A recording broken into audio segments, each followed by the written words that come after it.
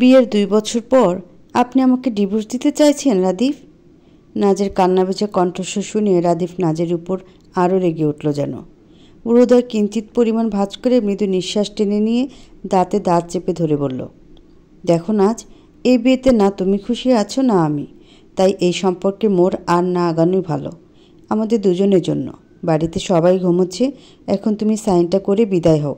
বাড়ির সবাইকে পরে আমি সবটা বুঝিয়ে বলবো। রাদিফের গম্ভীর কণ্ঠের রেশ শুনে অন্তর স্পর্শ করে গেল যেন নাজের। কান্নারত কণ্ঠে বলল, আমি তো আপনাকে ভালোবাসি রাদিফ। আমার ভালোবাসার কি কোনো মূল্য নেই আপনার কাছে? আমি কি এতটাই মূল্যহীন ছিলাম গত 2 বছর? আপনি কিভাবে আমাকে বিয়ের এতদিন পর ডিভোর্স দিচ্ছেন? একটিবারও হৃদয় কাঁপল না আপনার কথাটা ভাবতে? নাজের কথাগুলো যেন অতিরিক্ত প্রেশার মনে হচ্ছে এখন রাদিফের।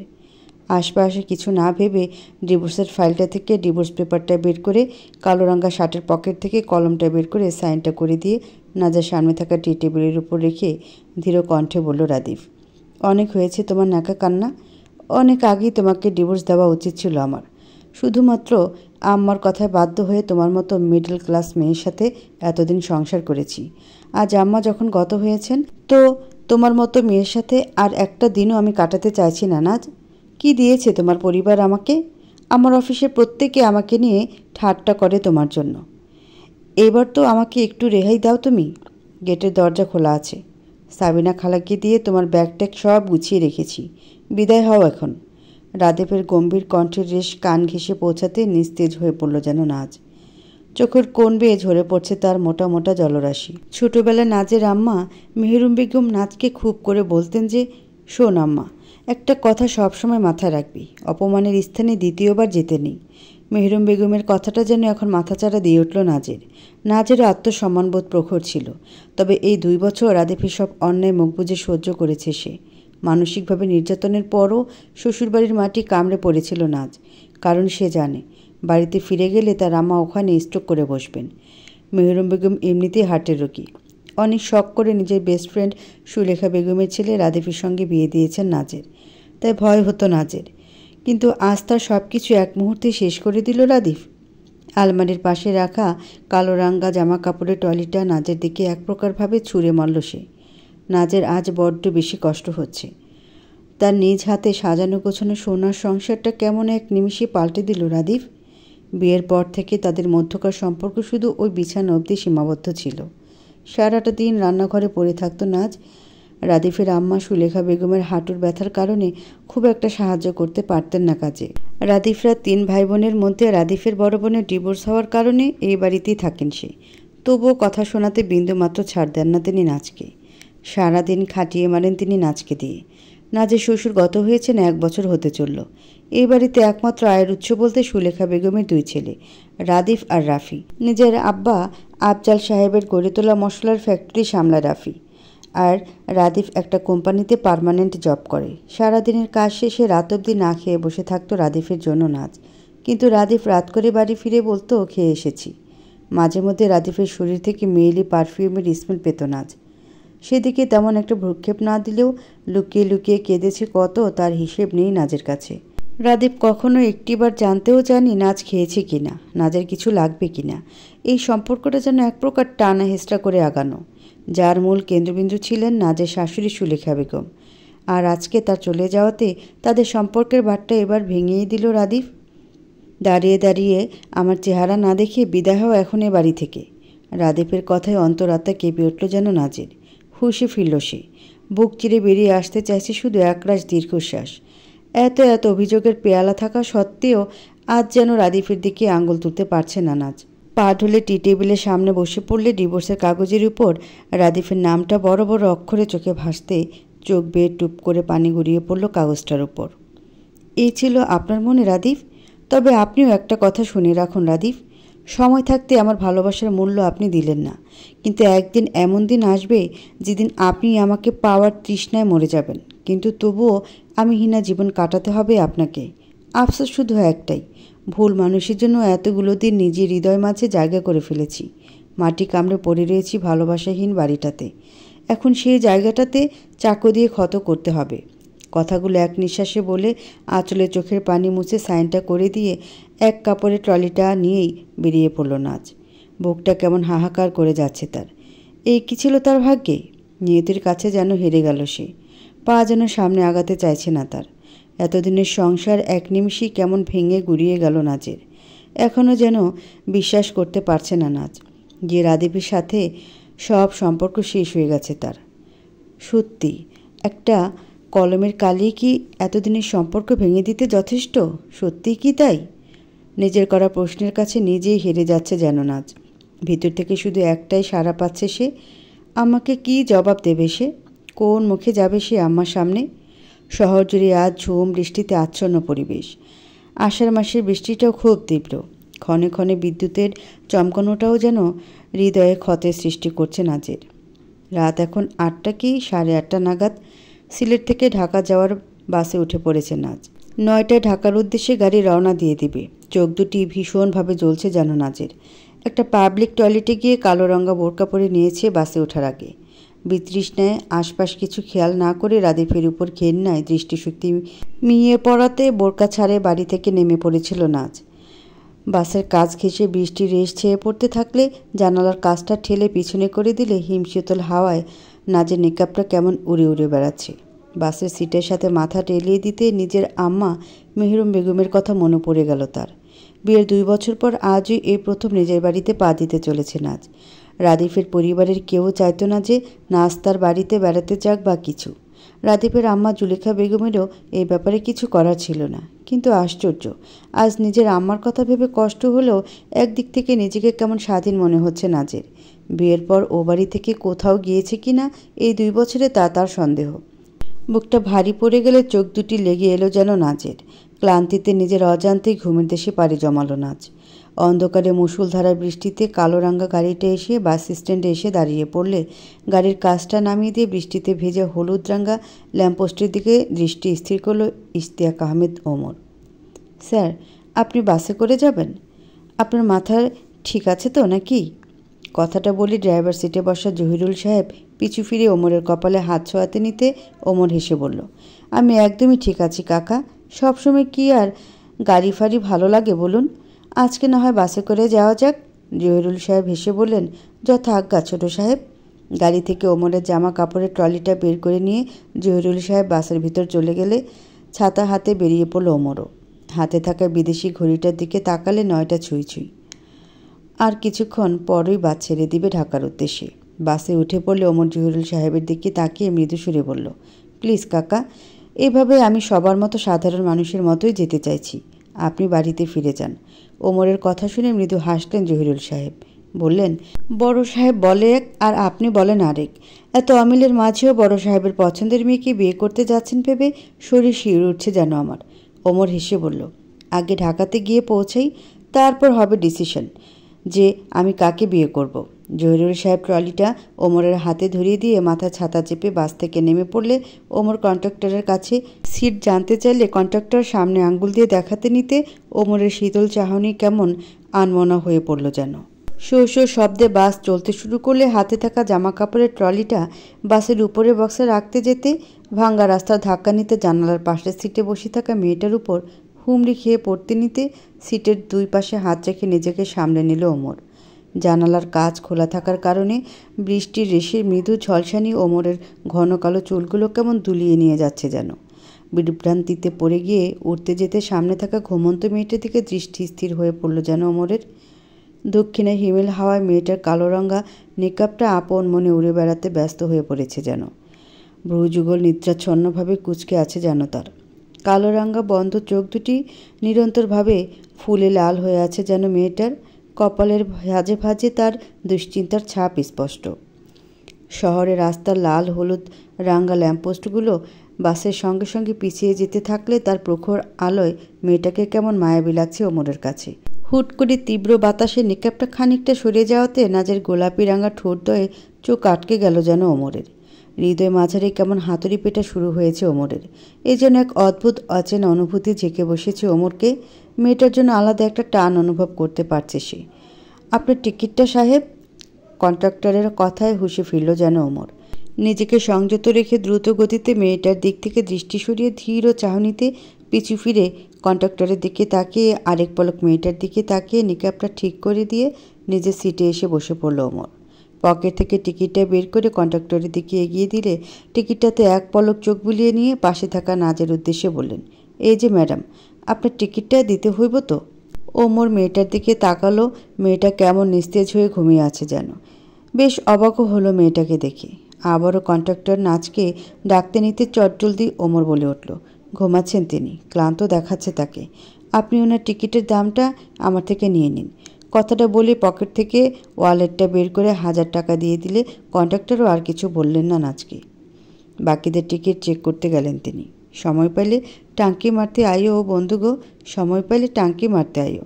হুট করেই অদ্ভুত গানে ফোনটা বেজে উঠলে ভরকে গেল ওমর। চারপাশে তাকালো, আশেপাশের কয়েকজন মিটমিট করে হাসছে তার দিকে তাকিয়ে। লজ্জা পেয়ে গেল সে। এর নির্ঘাত ছুটকির কাজ। তাকে সাথে করে না আনার জন্য যে সে এরকমটা করেছে তা বুঝতে আর বাকি নেই ওমরের। হলোও তাই। মেসেজে বড় বড় করে লেখা আছে, আমাকে না নিয়ে যাওয়ার শাস্তি এটা ভাইয়া। হেসে উঠল ওমর। তার বোনটা সত্যি একটা পাগল। দ্রুত রিংটোন পাল্টে কল ব্যাক করলে ওপাশ থেকে রায়ানুল সাহেবের কণ্ঠ শোনা গেল। কি ব্যাপার ওমর, ফোন ধরতে এত দেরি করলে যে? নিজের বাবার কণ্ঠ শুনে বিরক্ত হলো যেন ওমর। ধীর কণ্ঠে বলল, তেমন কিছু না ড্যাড, আমি ঠিকঠাকভাবে পৌঁছে যাব, সময় মতো খেয়ে নেব আর নিজের খেয়াল রাখব। এবার রাখছি। ছেলের কথায় হাসলেন রায়ানুল সাহেব। বললেন, বাহ, আমার সব কথাগুলো দেখছি খুব ভালো করে নিজের আয়ত্ত করে নিয়েছো তুমি। ছোটবেলা থেকে তো এই একটা কথা শুনেই বড় হয়েছি, তাই না? যাই হোক, ফোন রাখছি এখন। কথাটা বলেই চটজলদি ফোনটা কেটে দিল ওমর। চোখের কোণে পানি এসে জমা হলো যেন তার। টাকা পয়সাই কি সব কিছু ড্যাড? এই ভালোবাসাহীন টাকা পয়সাই আমাকে কেমন কোণঠাসা করে দিয়েছে জানো? এসব তুমি বুঝবে না, নয়তো ভাই আমাদের ছেড়ে ভাবিকে নিয়ে আলাদা থাকতেন না। কথাগুলো মনের মাঝে ঝড় তুলতে থাকলো যেন ওমরের। রাত এখন গভীরে গিয়ে। বৃষ্টির রেশটাও অনেকটা প্রবল বেগে ঝরে পড়ছে যেন শহরে। অন্ধকার বাসে সবাই যেন গভীর ঘুমে ভিবর। বুকের উপর ভারী কিছু অনুভব করতে পেরে ঘুমটা কেমন নড়বড়ে হয়ে পড়ল ওমরের। কালো রঙা শার্টটা কারো কান্না রেশে ভিজে উঠেছে যেন তার। চোখের উপর হাত রেখে ঘুমের ঘোরটা মৃদুভাবে কাটিয়ে নিয়ে পিটপিট করে তাকালো ওমর সেদিকে। ঘুমের ঘোরে মেয়েটা কেমন আষ্টে পৃষ্ঠেভাবে জড়িয়ে ধরে আছে ওমরকে। চমকে উঠল যেন ওমর। মেয়েটা সমানে কেঁদে চলেছে, সঙ্গে তার অস্পষ্ট সুরে আওড়ে চলা কিছু প্রলেপন। সমস্ত শরীর যেন কাঁপছে নাজের। ওমরের বুকের উপর এলোপাতাড়ি কিল ঘুষি দিতে থাকলো সে হাত দিয়ে। ওমরের মাঝে যেন সে রাদিফকে দেখতে পাচ্ছে ঘুমের ঘোরে। কিভাবে পারলেন আপনি রাদিফ? আমি তো আপনার সব কথা মেনে চলতাম। আপনি যা বলতেন তাই শুয়ে যেতাম মুখ বুজে। একটি বারও হৃদয়ে আঘাত হানল না আপনার? আপনি এতটা পাষাণ। আমি এবার আম্মাকে কি জবাব দেব বলুন? আমার জীবনের এই সাদা কালো রঙহীন আবরণেও যে কলঙ্ক লাগিয়ে দিলেন আপনি। আপনার দেওয়া আঘাতে ঝলসে গেছে নাজ। আপনি তার মূল্য বুঝলেন না রাদিফ। নাজের আনমনে আওড়ে চলা কথাগুলো খুব মনোযোগ দিয়ে শোনার চেষ্টা করল ওমর। কিন্তু বাহিরের তুমুল বর্ষণপাতে কথাগুলো যেন স্পষ্ট শোনা গেল না। তবে ওমর এটা বেশ ভালো করে বুঝতে পারছে যে মেয়েটা অন্য একজনকে তার মাঝে খোঁজার চেষ্টা করছে, আর তাই এই পাগলামো করছে সে। মায়া হলো তার মেয়েটার জন্য। শীতল হাতের স্পর্শে নিকাপের উপর দিয়ে নাজের মাথায় হাত ছোঁয়াতে চমকে গেল যেন ওমর। শরীর কাঁপিয়ে জ্বর চেপেছে যেন নাজের। ঘন ঘন নিঃশ্বাস টেনে চলেছে নাজ। ক্লান্ত শরীরে মিয়ে পড়ে আছে যেন সে। সারাটা দিন এক ফোঁটা পানি অবধি পেটে পড়েনি নাজের। শাশুড়ি মারা যাওয়ার শোকে বিম্বল হয়ে পড়েছিল সে। তারপর রাতে রাদিফের এরূপ আচরণের কারণে নিজেকে শান্ত রাখা কষ্টদায়ক হয়ে পড়েছিল যেন নাজের কাছে। খানিক বাদে একেবারে থেমে গিয়ে ওমরের বুকের উপরেই ঘুমিয়ে পড়ল নাজ। ওমরের ঘুম যেন হাওয়ায় মিলিয়ে গেল এমন পরিস্থিতি দেখে। মেয়েটার মুখটাও দেখা যাচ্ছে না নেকাপের কারণে। উঠে যে ব্যাগ থেকে পানি বের করে মেয়েটার চোখে মুখে ছিটিয়ে দিবে তারও কোনো উপায় নেই। নাজ তার বুকের উপর রয়েছে যে। ওমর অবশ্য একবার ভাবল যে মেয়েটার নিকাপটা সরিয়ে দিলে হয়তো মন খুলে নিঃশ্বাস নিতে পারবে সে। কিন্তু বিবেকের দাঁড় করা বাদ সাধল যেন তাকে। মেয়েটা হয়তো তার চেহারা কাউকে দেখাতে চায় না, তাই আর নিকাপটা সরালো না ওমর। দীর্ঘশ্বাস ছেড়ে নিকাপের উপর দিয়ে নাজের মাথায় হাত বুলিয়ে দিতে থাকলো সে। তীব্রভাবে সূর্যালোকের তীর্যক রশ্মি চোখে মুখে এসে ছেয়ে পড়াতে কাঁচা ঘুমটা কেমন ভেঙে গেল ওমরের। হাই তুলে বাসের কাজ ভেদ করে তাকালে বৃষ্টি শেষে এক স্নিগ্ধময় দিনে শুরু হলো যেন। সকালের ফুরফুরে হিম শীতল হাওয়া এসে সমস্ত শরীর কাঁপিয়ে গেলে ভ্রুদয় কিঞ্চিত পরিমাণ ভাঁজ করে পাশের সিটে চোখ পড়তে সেই মায়াবী মেয়েটার কথা মনে পড়ে গেল ওমরের। ভাবনায় ছেদ কেটে গেল মেয়েটাকে না দেখতে পেয়ে। চারপাশে চোখ বুলিয়ে তাকালো। সবাই ঘুম ছাড়ে জলদি পায়ে বাস থেকে নেমে পড়াতে ব্যস্ত। বেশ অবাক হলো ওমর। গেল কোথায় মেয়েটা?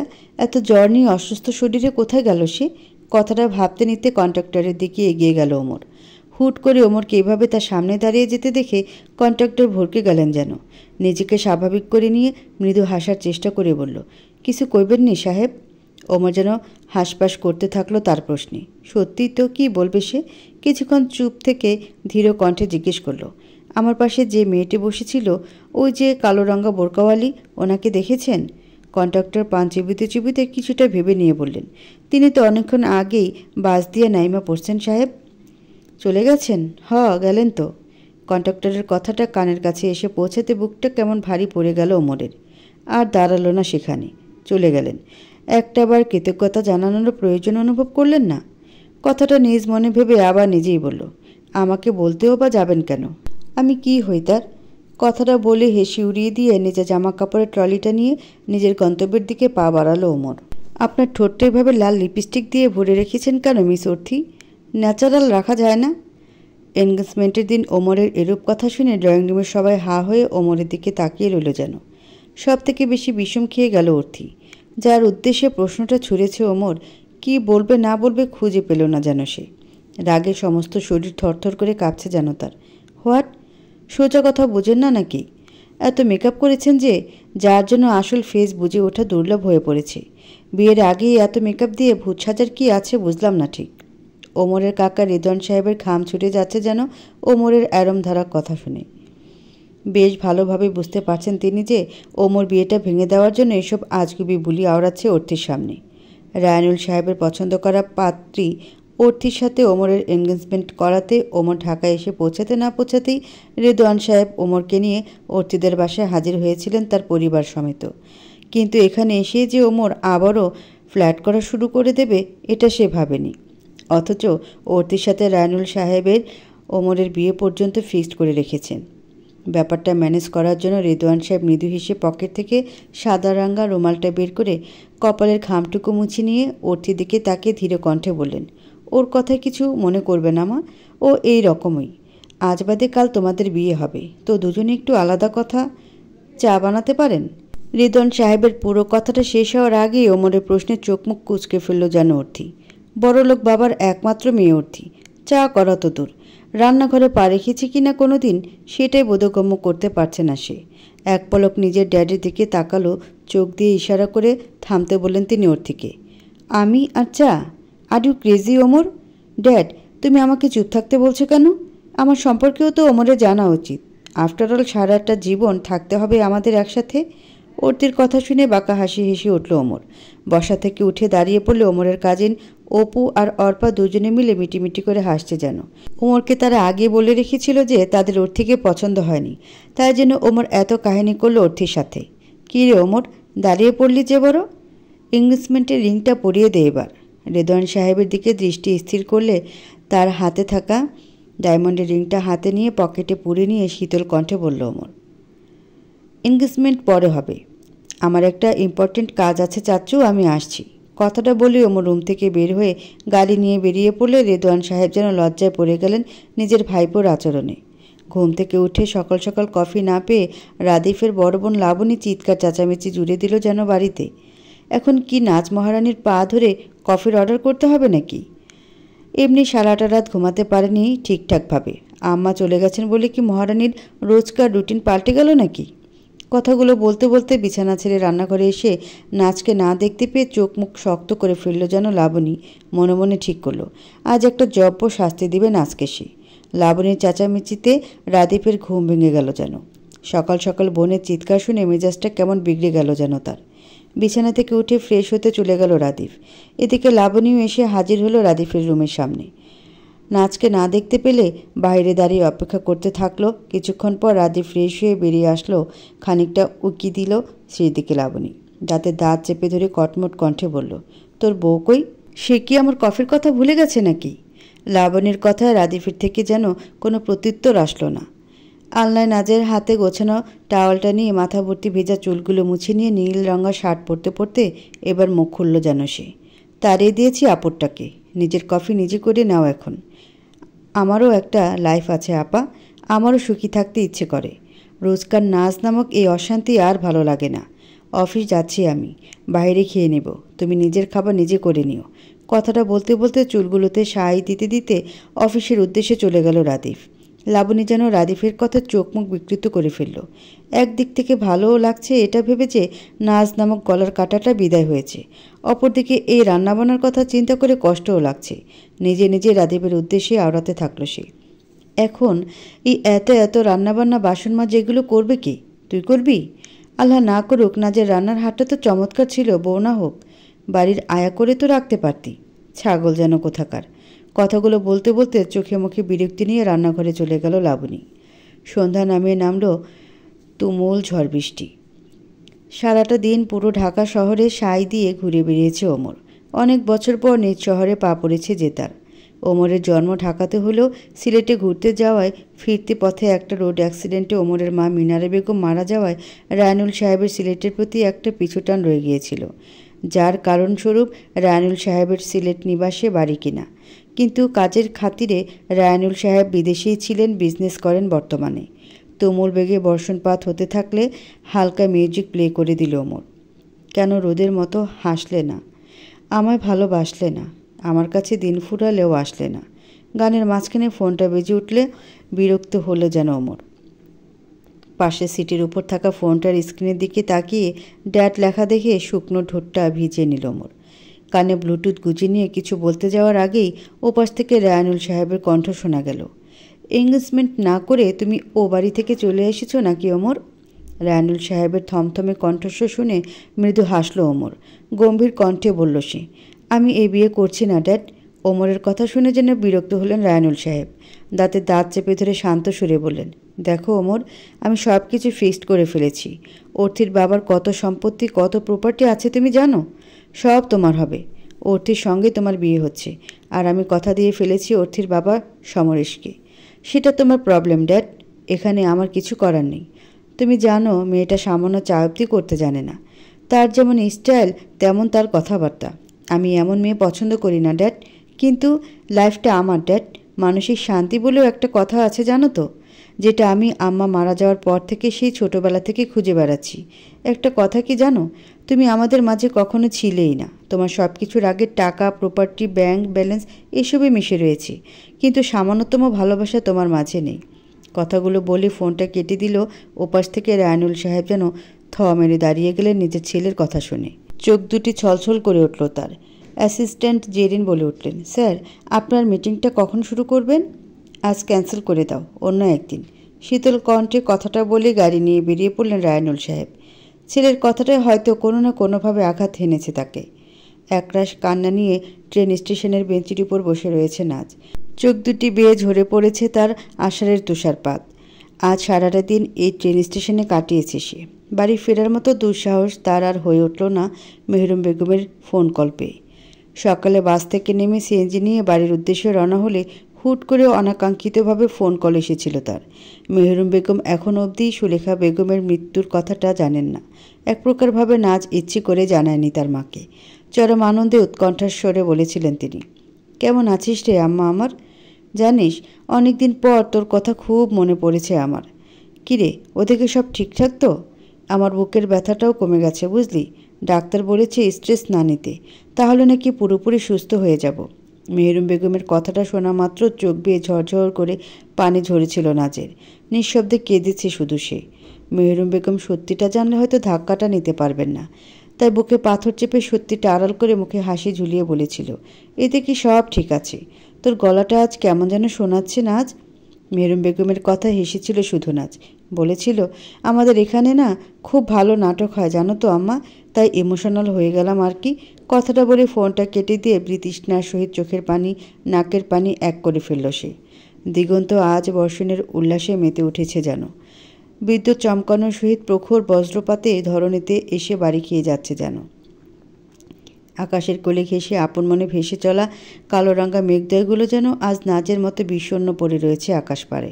হাতের উল্টো পিঠে চোখের পানি মুছে ফেললেও আবার যেন এসে হুমড়ি খেয়ে পড়ছে তার চোখের কোণে। রাত এখন 12টা নাগাদ। ট্রেন স্টেশনের সামনে দিয়ে গাড়ি পার্কিং করতে নিতে অচেনা এক অনুভূতি জেঁকে বসলো যেন ওমরকে। হুট করে গাড়িটা থামিয়ে দিল। নিজেই অবাক হলো নিজের এরূপ কাণ্ড দেখে। হৃদস্পন্দনের গতি বাড়তে থাকলে বুকের বাম পাশে শীতল হাতের স্পর্শ ছোঁয়ালো। বুকের মধ্যকার ছন্দের হারে ধুকপুক আওয়াজের সহিত কারো মৃদু কান্নার রেশ কানের কাছে এসে পৌঁছেতে ভ্রুদয় কিঞ্চিত পরিমাণ ভাঁজ হয়ে এলো ওমরের।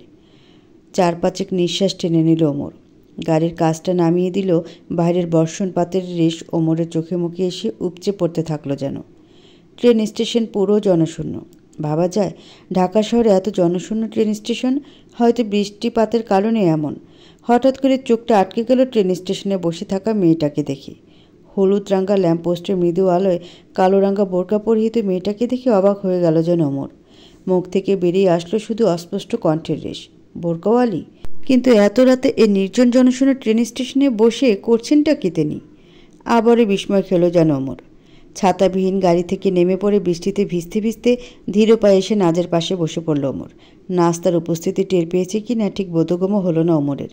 পিনপত্র নীরবতা ফেলে দিয়ে পকেট থেকে টিস্যু বের করে নাজের সামনে ধরে ধীর কণ্ঠে বলল, আপনার প্রয়োজন হবে।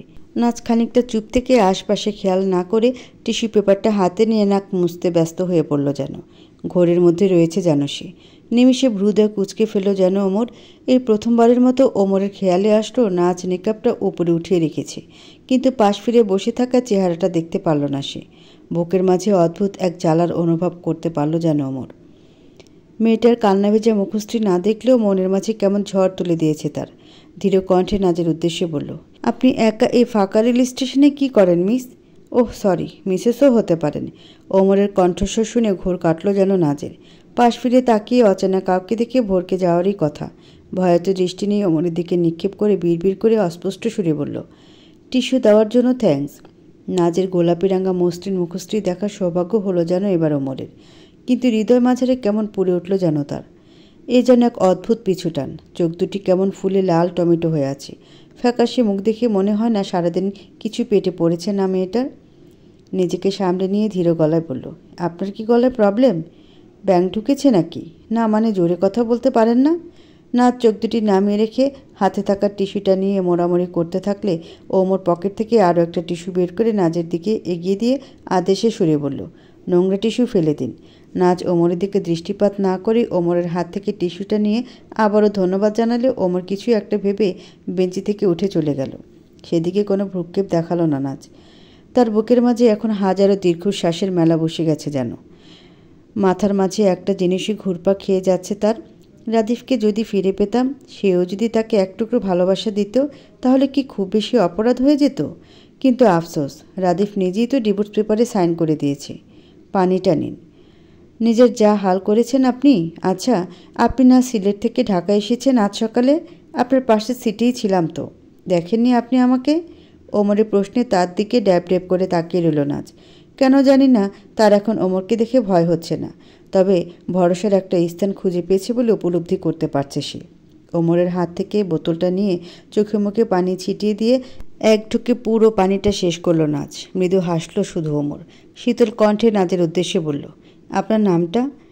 এবারে প্রশ্নটাতে থমকে গেল যেন নাজ। ওমরও নাজের বিভ্রান্তিবোধ উপলব্ধি করতে পেরে পকেট থেকে একটা কার্ড বের করে নাজের সামনে ধরতে পিটপিট করে ওমরের দিকে তাকালো সে। কয়েকটা ঢোক গিলে ধীর কণ্ঠে বলল, নাজ, তাসফিয়া তেহনুব নাজ। তো এই ঝড় বৃষ্টির রাতে ট্রেন স্টেশনে কি করেন? বাড়িতে যাননি কেন আপনার? ওমরের প্রশ্নে থমকে গেল যেন নাজ। বুক চিরে কান্না পাচ্ছে এখন তার পর্যাপ্ত পরিমাণে। এরূপ উত্তরহীন প্রশ্নের জবাব কী দেওয়া যায় জানা নেই নাজের। কিন্তু ওমরের কাছে তো এটা স্বাভাবিক প্রশ্ন। কি হলো বলুন? আপনি যেখান থেকে এসেছেন সেখানে ফিরে যান। আমার সম্পর্কে কিছু জানতে হবে না আপনার। নাজের দ্রুতবেগে বন্ধ চোখদয় নিয়ে আওড়ে চলা কথাগুলো শুনে মৃদু হাসল ওমর। প্রথম দেখায় যাকে দেখে পা থমকে গেছে, যাকে দেখে মনের কোণে জ্বালা সৃষ্টি হয়েছে, তার সম্পর্কে জানবো না? কথাগুলো নিজ মনে বলে হাসতে থাকলো ওমর। নাজের যেন এবার ওমরকে দেখে অস্বস্তি বোধ করছে। কোন সময় না আবার কি জিজ্ঞেস করে বসে তার ঠিক নেই। কিন্তু সত্যি তো, কোথায় যাবে সে? এই শহরে নিজের আম্মা ছাড়া যে সে অচল। নাজের বাবা তো সেই ছোটবেলায় মারা গেছেন। নিজের সাথে নিজের যুদ্ধে যেন নাজ বারংবার হেরে যাচ্ছে, আর পারছে না সে কাল থেকে কিছু খায়নি নাজ। পেটের ভিতর মুচড়ে উঠছে যেন বারবার। ক্লান্ত শরীর কেমন বিষিয়ে গেছে নাজের।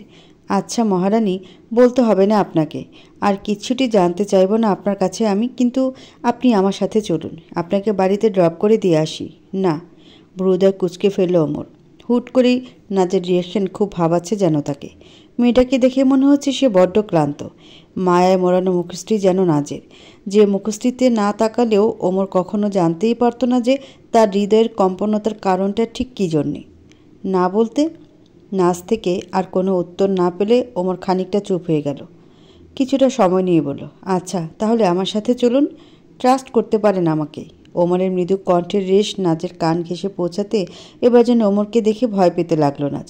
হুট করে বেঞ্চি থেকে উঠে পড়লে ভড়কে গেল ওমর। ধীর কণ্ঠে নাজের উদ্দেশ্যে শুধালো, কী হয়েছে? আপনি চলে যান এখন এখান থেকে, আমার কোনো হেল্পের প্রয়োজন নেই। প্লিজ আপনি চলে যান এখান থেকে। নাজের উদ্বিগ্ন কণ্ঠস্বর শুনে ঘাবড়ে গেল যেন ওমর। কি বলবে না বলবে ভেবে পাচ্ছে না সে। নাজের শরীরও কেমন টলমল দেখাচ্ছে, যে কোনো সময় পা ঢলে পড়ে যেতে পারে মেয়েটা। তার মুখশ্রী কিরূপ শুকিয়ে একটুখানি হয়ে আছে। ওমরের মস্তিষ্ক কেমন ফাঁকা ফাঁকা লাগছে এখন। দ্রুত পায়ে উঠে এসে নাজকে সামলাতে নিতে কিছু বলার আগেই ক্লান্ত শরীর নিয়ে পা ঢলে পড়ে যেতে নিতে ওমর নাজের হাতটা শক্ত হাতে ধরে নিয়ে নিজের বুকের কাছে এনে চেপে ধরল নাজকে। সময়টা এত দ্রুত চলে গেছে যে নিঃশ্বাস কেমন ঘন হয়ে উঠেছে ওমরের। ক্লান্ত চোখে নাজ পিটপিট করে তাকিয়ে রয়েছে তার দিকে। কথা বলার মতো শক্তি না থাকা সত্ত্বেও মৃদুসুরে অস্পষ্ট কণ্ঠে বলল, চলে যান আপনি এখান থেকে, আমাকে ছুবেন না, আমি বিবাহিত নারী। নাজের অস্পষ্ট কণ্ঠের রেশ যেন ওমরের কান অব্দি পৌঁছালো না। নাজের হাত স্পর্শ করে শিউরে উঠেছে সে। কাল রাতে জ্বরটা যেন এখনও বসে আছে নাজের শরীরে। জ্বরে রীতিমতো কাঁপছে যেন নাজ। আঙ্গুল দিয়ে নাজের গোলাপি রাঙ্গা ঠোঁটের উপর স্পর্শ ছুঁয়ে রাগ মিশ্রিত কণ্ঠে বলল ওমর, চুপ, একদম চুপ থাকুন আপনি। ঠিকঠাকভাবে দাঁড়াতে পারছেন না জ্বরে, আবার বড় বড় কথা। আপনার কাছে এসব কিছু জানতে চাইছি আমি? এটা ঢাকার শহর মহারানী, রাস্তাঘাট আপনার জন্য ভালো হবে আপনি ভাবেন কিভাবে? বাড়ির ঠিকানা যতক্ষণ না বলছেন ততক্ষণ আমার সাথেই থাকতে হবে আপনাকে। কথাগুলো বলে নাজকে পাজাগুলো করে নিলে নাজের ক্লান্ত শরীর যেন একটা আশ্রয় খুঁজে পেল। চোখ দুটি আপনা আপনি বন্ধ হয়ে গেল যেন তার। ওমরের দৃষ্টি শীতল হয়ে আসলো যেন। মনের মাঝে এক অদ্ভুত প্রশান্তি অনুভব করতে পারছে সে।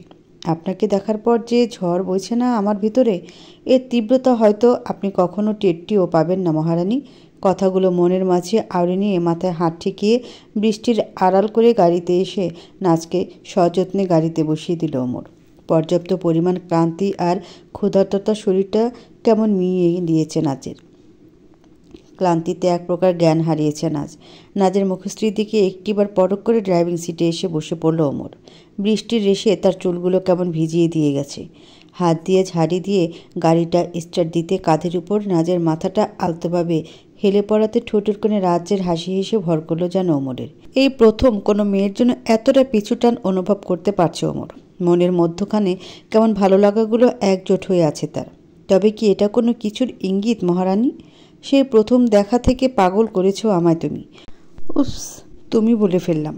অবশ্য তোমাকে দেখে বাচ্চাই মনে হয়। বয়সে তুমি ছোট হলেও আজ যেন এই বিষাদময় ওমরের পাষাণ হৃদয়ের আঙ্গিনায় তুমি আপনি সমতুল্য। কথাটা ভাবতে একগাল হাসি হাসল ওমর। মাথার কাছটাতে মৃদু ভেজা ভেজা কিছু অনুভব করলে চোখটা কেমন ভারী পড়ে গেল নাজের। মাথাটাও কেমন টনটন করছে তার। পিটপিট করে তাকালো ঝাপসা চোখ দুটি কেমন বুঝে আসতে চাইছে যেন নাজের। সকালে স্নিগ্ধ হাওয়া বারান্দার জানালা ভেদ করে শো শো শব্দ ভিতরে প্রবেশ করছে যেন। মাথার কাছটাতে একজন মধ্যবয়স্ক মহিলা বসে বসে জলপট্টি বেঁধে দিচ্ছে নাজের মাথায়। বোধহয় পুরোটা রাত বসেছিলেন নাজের পাশে তিনি। পরক্ষণে নিজেকে অন্য কোনো জায়গায় অন্য কারো বিছানায় উপলব্ধি করতে পেরে চমকে গিয়ে মাথায় হাত চেপে দ্রুত উঠতে নিতে হুট করে রুমের ভিতরে ওমরের পা পড়ল, ওষুধ আর খাবার হাতে। খানিকটা রাগ নিয়ে গাম্ভীর্যের সহিত বলল, চুপচাপ বিছানায় শুয়ে থাকো তুমি, একদম ওঠার চেষ্টা করবে না বিছানা থেকে। শরীরে কি জ্বর, আর মহারানীর যত তিরিং বিরিং। আচমকা ওমরের বিহেভিয়ার পাল্টে যাওয়াতে নাজ যেন আকাশ থেকে পড়ল। কি হচ্ছে আজ তার সাথে? কিছুই বুঝে উঠতে পারছে না নাজ। খাবারের প্লেটটা টি টেবিলের উপর রেখে ওমরের কাকি আফসানা বেগমের দিকে তাকিয়ে জিজ্ঞেস করল ওমর, এখন কি জ্বরটা কমেছে কাকি? ওমরের প্রশ্ন শুনে মিটিমিটি হাসলেন আফসানা বেগম। বললেন, না, এখনও কমেনি, কিন্তু তুই যা খবরদারি করছিস তাতে পাক্কা সুস্থ হয়ে যাবে। আফসানা বেগমের কথা শুনে লজ্জা পেয়ে গেল যেন ওমর, কিন্তু প্রকাশ না করে বাইরে স্বাভাবিকভাবেই বলল, খাবারটা রেখে গেলাম। কথাটা বলে যেতে নিতে আবারও পিছু ফিরে তাকালো ওমর। গম্ভীর চাহনিতে নাজের দিকে তাকালে নাজ এখনও যেন হাঁ হয়ে তাকিয়ে আছে তার দিকে। নাজের ফেস লুকিং দেখে এবার যেন ওমরের ভীষণ হাসি পেল। তবুও নিজের হাসিটাকে চেপে রেখে বলল, খাবার যেন ঠিকঠাকভাবে খাওয়া হয় মহারানী, নয়তো চিৎ করে খাটের নিচে বেঁধে রাখবো তোমাকে। কথাটা বলে ওমর চলে যেতে আফসানা বেগমের হাসি আর দেখে কে। নাজকে জড়িয়ে ধরে হেসে কুটি কুটি হয়ে বলতে থাকলেন তিনি, অবশেষে আমার ছেলেটারও উন্নতি হলো তাহলে। তুমি বিশ্বাস করবে কি না জানি না, কিন্তু এই ওমর বিয়ে নিয়ে যা না নাকানি চোবানি খাইয়েছে সবাইকে। মেয়ে বলতেই নাকি তার কাছে অ্যালার্জি। আর কাল রাতে কিনা নিজে কোলে করে তোমাকে বাড়িতে নিয়ে এলো। আমি তো পুরো শখ খেয়ে গেছিলাম। এটাও সম্ভব? এবার তাহলে বিয়েটা হবে গাধাটার। তুমি হেলান দিয়ে বসো, আমি খাইয়ে দিই তোমাকে। নাচ যেন পুরো ভ্যাবাচাকা খেয়ে গেল আফসানা বেগমের কথার রেশ শুনে। প্রচণ্ড পরিমাণে ক্ষুধা লাগার কারণে কিছু বলতেও পারছে না তাকে। পিটপিট করে চারদিকে তাকালে বিশাল আকার রুম জুড়ে যাবতীয় এক্সপেন্সিভ আসবাবপত্র চোখে পড়ছে। চারদিকে যেন আভিজাত্যের ছোঁয়া। বোঝাই যাচ্ছে তারা খুব বড় লোক। কথাটা মাথার ভেতর ভাসতে থাকলে রাদিফের বলা কথাটা যেন মাথাচাড়া দিয়ে উঠল নাজের। চোখের কোণে এসে জমা হলো একরাশ পানির রেশ। শুধুমাত্র মিডল ক্লাসের অজুহাত দেখিয়ে আমাকে ডিভোর্স দিলেন রাদিফ, নাকি এর পিছনেও অন্য কোনো কারণ ছিল? কথাটা ভাবান্তরে ছেদ খেতে থাকলে আফসানা বেগমের কণ্ঠের রেশ শোনা গেল, এবার লক্ষ্মী মেয়ের মতো হা করো তো দেখি মা। শীতল চাহানিতে আফসানা বেগমের দিকে তাকালে তিনি নাজের মুখের সামনে এক লোকমা ভাত ধরে আছেন। আরে নাও, আমি তো তোমার মায়ের মতোই নাকি? আফসানা বেগমের ধরা কণ্ঠের রেশ শুনে নাজের চোখ ছলছল করে উঠল যেন। কিছু না ভেবেই খিদের চোটে খাবারটা মুখে নিয়ে নিল নাজ। আফসানা বেগমের মুখে হাসি ফুটে উঠল যেন। দরজার পেছনে পর্দার আড়ালে দাঁড়িয়ে থাকা ওমরের বুকে যেন শান্তি মিলল এবার। রাতে আফসানা বেগম আর রিদওয়ান সাহেবের ফোনের পর ফোন কল আসতে থাকলে শেষমেশ নাজকে নিয়ে তাকে বাড়িতেই আসতে হলো। অনেকবার ডাকার পরও নাজের হুঁশ না ফিরলে কিছু খায়নি সারা রাত নাজ। নাজের চেহারা দেখে অনুভব করতে পেরেছিল সে যে নাজ কালকেও খায়নি। সারাটা রাত ওমর নাজের রুমের সামনে দাঁড়িয়েছিল। জ্বলছিল যেন তার মন পিঞ্জর, কিন্তু এখন যেন শান্ত হলো। কি ভাই, ভাবিকে নিয়ে তোর ডিরেক্ট বাড়িতে এন্ট্রি করাটা কিন্তু জোশ ছিল ব্রাদার। আমাদের কিন্তু ভাবিকে সেই লাগছে। হুট করেই অপু আর অর্পার কথা শুনে ভরকে গেল যেন ওমর। মুখে হাত চেপে ধরে ওদেরকে থামতে বলে ধীর কণ্ঠে বলল, আরে না, তেমনটা নয়। তোরা যেমনটা ভাবছিস সেটা কিছুই না। বললেই হলো নাকি? অপু বলে উঠল। অপুর কথা সায় দিয়ে অর্প ভ্রু নাচিয়ে হেসে ওমরের উদ্দেশ্যে শুধালো, নামটা তো বলবে ভাবির? আরে ধুর, বলছি তো কিছু না। ভুল ভাবছিস তোরা। পরে শুনছি তোমার কথা, আগে ভাবির নামটা শুনতে চাই। ভাবি তো মাশাআল্লাহ সুন্দর আছে। উফ, চুপ কর তোরা। ওমর ভাই, এটা কিন্তু ঠিক না, ঠিক আছে? মাঝরাতে গাড়িতে করে ভাবিকে নিয়ে এলে, আবার কোলে চুরিয়ে বিছানা অবধি নামিয়ে দিলে, সারা রাত দরজার আড়ালে দাঁড়িয়েছিলে আর এখনও চুপি চুপি দেখছিলে, কিন্তু স্বীকার করার বেলায় কিছু না। বুঝি আমরাও বুঝি যে দ্য গ্রেট ওমর ভাই। মেয়েদের দেখলে যার নাক মুখ কুচকে যেত, কালকেও একটা মেয়েকে রিজেক্ট করেছে, সে রাতের মধ্যে পাল্টে গেল। কি বলি সর্পা? অপুর কথা শুনে অর্পা হো হো করে হেসে উঠল। বলল, এবার তো অ্যাটলিস্ট নামটা বলো। তাসফিয়া তেহনুপ নাজ। ওয়াও, क्या सीन है ब्रादर। नाज ওমর, ওমর নাজ, বেস্ট জুটি, মানে অমায়িক। অপুর কথা শুনে অর্পাও সাই দিলে লজ্জায় পড়ে গেল যেন ওমর। সত্যি ওর ভাই বোনদের গ্যাংয়ের মধ্যে সব এক একটা করে পাগলের দলবল। কথাটা ভাবতেই নাজের কথা ভাবনা ছেদ পড়ে গেলে মনের দুয়ারে কেমন ছন্দের হারে কম্পিত হয়ে চলেছে ওমরের। তোমার কথা ভাবনাতে এসে হাজির হলে আমার হৃদয় সাহারে এভাবে ঝড় বয়ে চলে কেন ও মহারানী? দিগন্তের কোণে কোণে আজ কালো রঙা মেঘে ঢেকে আছে কেমন। কিছুক্ষণ যেতেই বৃষ্টিতে ভিজে উঠল যেন শহরের অলিগলি। নাজের মনটা কেমন বিষিয়ে রয়েছে। মাথার ভেতর কিলবিল করছে তার একরাশ দুশ্চিন্তা। দূর পানে দৃষ্টিপাত করলে চোখ দুটি কেমন জ্বলছে যেন নাজের। বুকের ভেতর ভারী পড়ে গেলে গাল বেয়ে ঝরে পড়ল তার মোটা মোটা জলরাশি। নাজ, আমার গাড়ির চাবিটা কই রেখেছো তুমি? একটা কাজ যদি তোমাকে দিয়ে হয়। কথাগুলো বলতে বলতে রাদিফ অফিসের ব্যাগটা নিয়ে জোরে জোরে নাজের উদ্দেশ্যে ডাকতে থাকলে সকাল সকাল রাদিফের কণ্ঠ শুনে ভরকে গেল নাজ। তখন তাদের বিয়ের 1 সপ্তাহ হয়নি। তাড়নায় পড়ে গিয়ে রান্নাঘর থেকে তড়িঘড়ি করে দৌড়ে আসলো নাজ নিজের রুমে। শরীর বেয়ে টুপটুপ করে ঘাম ঝরে পড়ছে তার। রান্নাঘরের তাপটা একটু বেশিই ছিল বোধ হয়। হাতের উল্টো পিঠে ঘাম মুছে নিয়ে মৃদু হেসে বলল, ডয়ারেই তো ছিল। আপনি পাননি? নাজের কথা শুনে হাসল রাদিফ। দরজাটা ভিতর থেকে লাগিয়ে দিয়ে নাজকে দরজার সাথে চেপে ধরাতে দরজার সাথে পিঠ ঠেকে গেল যেন নাজের। এই মুহূর্তে যেন চোখে মুখে লজ্জার ছাপ ফুটে উঠেছে তার। রাদিফ নাজের লজ্জামাখা মুখশ্রী দেখে ঠোঁটের কোণে হাসি লেপটে নাজের মাথার সাথে নিজের মাথা ঠেকিয়ে নাজের আঁচল ভেদ করে হাতের স্পর্শ ছুঁয়ে নাজকে কাছে টেনে নিতে নাজের নিঃশ্বাস ভারী পড়ে গেল যেন। খুব জোর রাদিফকে ধাক্কা দিয়ে লজ্জার সহিত মৃদুস্বরে কণ্ঠে বলল, ছাড়ুন, আমি চাবি খুঁজে দিচ্ছি আপনার। আমার চাবি তো আমার কাছেই আছে নাজ, আমি তো তোমাকে দেখার জন্য ডেকে এনেছি। রাদিফের ফিসফিস করে বলা কথাটা শুনে নাজ যেন আরও মিয়ে গেল কেমন। লজ্জায় মাথা নিচু করে ফেললে রাদিফের ঠোঁটের স্পর্শ ঘাড়ের কাছে অনুভব করতে পেরে কেঁপে উঠল যেন নাজ। কী করছেন? ছাড়ুন, কেউ দেখে নিবে তো নাকি? নাজের কথা শুনে হেসে উঠল রাদিফ। বলল, দরজা লক করে দিয়েছি, এখন কেউ এদিকে আসবেও না। নাজের গলা শুকিয়ে আসলে হুট করে রাদিফের ফোন বেজে উঠলে নাজকে ছেড়ে দিয়ে চলে গেল। হাঁপ ছেড়ে বাঁচল যেন নাজ।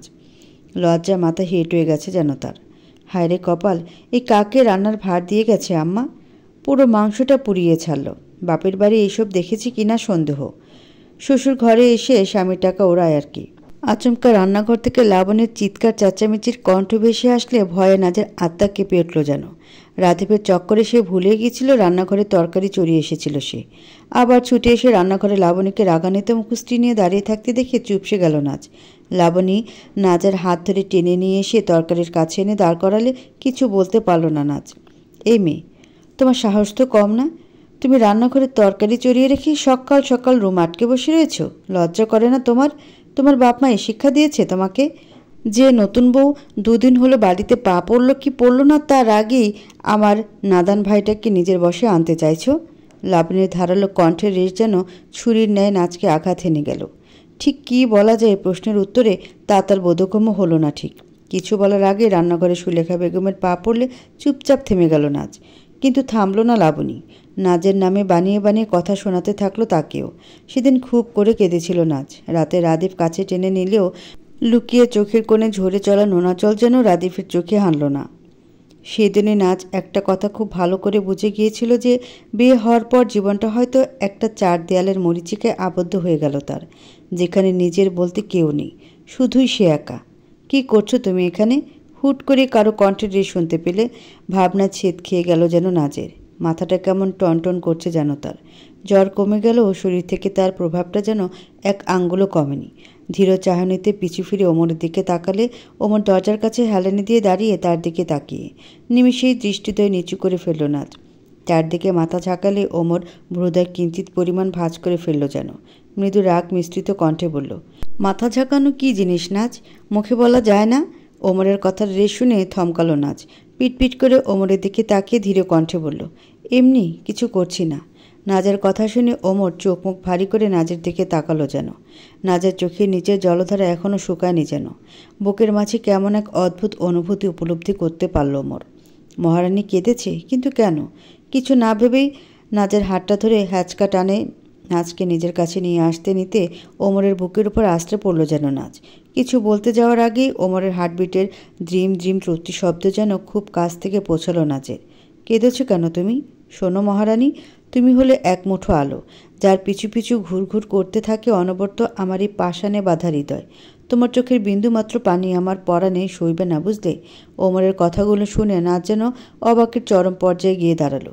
চমকিতভাবে ওমরের দিকে মৃদু সুরে বলল, কি? যেটা বললাম সেটাই। আমি ঘুরিয়ে পিছিয়ে কথা বলতে অভ্যস্ত নই, তাই সোজা সাপটা ভাবেই বলছি। এখানে না বোঝার কি আছে? বুঝলাম। কি বলবেন আপনি?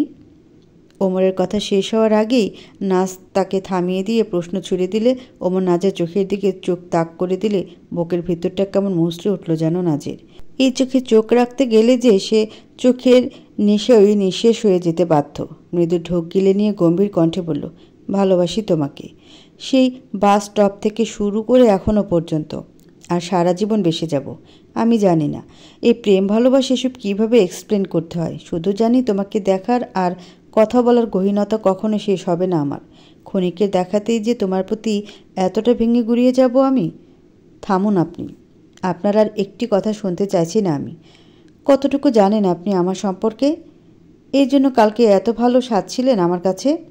যে মেয়েটির অসহায়তার সুযোগ নিয়ে নেই, ভালোবাসি বললেই হয়ে গেল না মিস্টার ওমর? আমি বিবাহিত।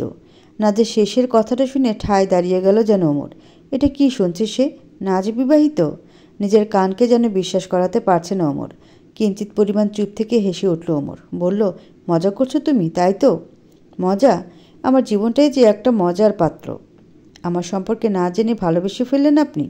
এটা ভালোবাসা নয়, বরং ভালো লাগা, যেটা কিছুদিন বাদে হাওয়ায় উড়ে বেড়াবে। আমার মনে হয় এখানে আর দাঁড়িয়ে থাকা ঠিক হবে না। কালকে রাতের জন্য আপনার এবং আপনার পরিবারকে অনেক অনেক ধন্যবাদ। নাজের উদ্বিগ্ন মস্তিষ্ক কেমন ফাঁকা ফাঁকা লাগছে এখন। সব কিছু কেমন গল্পের মতো মনে হচ্ছে এখন। অবশ্য তার জীবনটাই একটা খেলাঘরে নেয় বন্দি পড়ে আছে যেন। দীর্ঘশ্বাস ছেড়ে চলে যাওয়ার জন্য সামনে পা বাড়ালে পিছন থেকে পিছুটান অনুভব করতে চমকে ভ্রুদয় কুঁচকে ফেলে পিছ ফিরে তাকাতে ওমর নাজের হাতটা শক্ত হাতে ধরে আছে দেখে এক পলক ওমরের হাতের দিকে তো আরেক পলক ওমরের দিকে তাকিয়ে ধীর কণ্ঠে বলল নাজ, দেখুন, ভালোবাসায় ফেলনা নয়।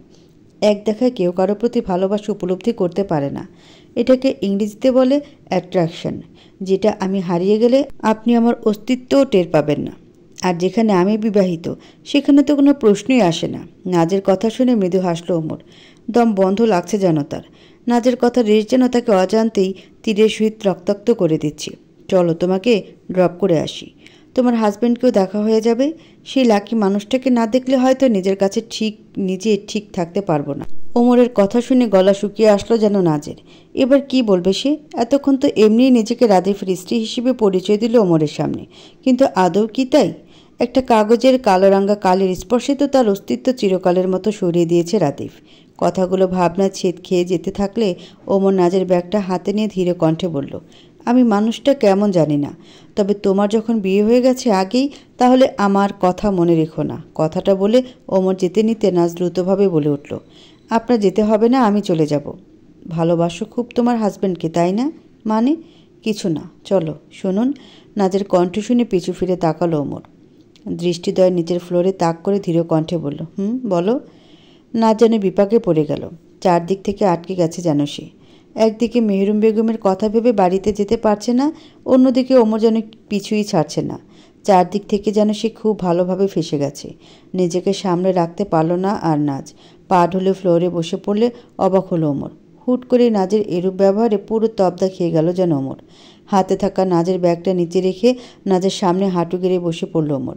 নাজের চোখ দিয়ে আষাঢ়ে মেঘের বর্ষণ বইতে থাকলো যেন। বাইরের বর্ষণপাত যেন নাজের চোখে এসে ভর করেছে আজ। কি হয়েছে তোমার? ওমরের কণ্ঠের রেশ শুনে নাজের চোখে যেন আরও পানি এসে ভর করল। কি বলবে সে ওমরকে? যে তাকে তার স্বামী ডিভোর্স দিয়ে দিয়েছে? নাজ ডিভোর্সি? কথাটা ভাবান্তরে ছেদ পড়ে গেলে যেন নিঃশ্বাস নিতে কষ্ট হচ্ছে এখন নাজের। ওমর খানিকটা থতমত খেয়ে গিয়ে গম্ভীর কণ্ঠে বলল, বলবে তো কি হয়েছে? এভাবে বাচ্চাদের মতো কাঁদছো কেন তুমি? প্লিজ আমাকে ছেড়ে দিন আপনি। আপনার কাছে সারা জীবন কৃতজ্ঞ থাকবো আমি। এত প্রশ্ন করবেন না আমাকে। কথাগুলো আপন মনে বলতে থাকলে ওমরের ধৈর্য যেন সায় দিয়ে উঠছে না আজ।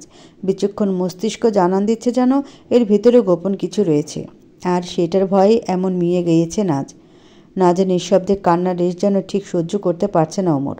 আশপাশে কিছু না ভেবে হ্যাচকা টানে নাজকে বুকের কাছে টেনে এনে মাথায় হাত বুলিয়ে দিয়ে শীতল কণ্ঠে জিজ্ঞেস করলো তাকে, সত্যিটা বলবে আমাকে? ওমরের এরূপ প্রশ্ন কান্নাগুলো কেমন দলা পাকিয়ে যাচ্ছে নাজের। নাজের চোখের পানি রেশিয়ে ওমরের শার্টটা ভিজে বুকের সাথে লেপটে আছে যেন। তুমি সত্যিটা না বললেও কিন্তু আমি ঠিক বের করে নিব মহারানী। ওমরের কথায় কান্নার রেশ খানিকটা কমে এলো যেন নাজের। দাঁতে দাঁত চেপে ধরে কান্নারত কণ্ঠে বলল, আমি ডিভোর্সি। কি এবার কি বলবেন আপনি মিস্টার ইশতিয়াক মাহমুদ তুষার?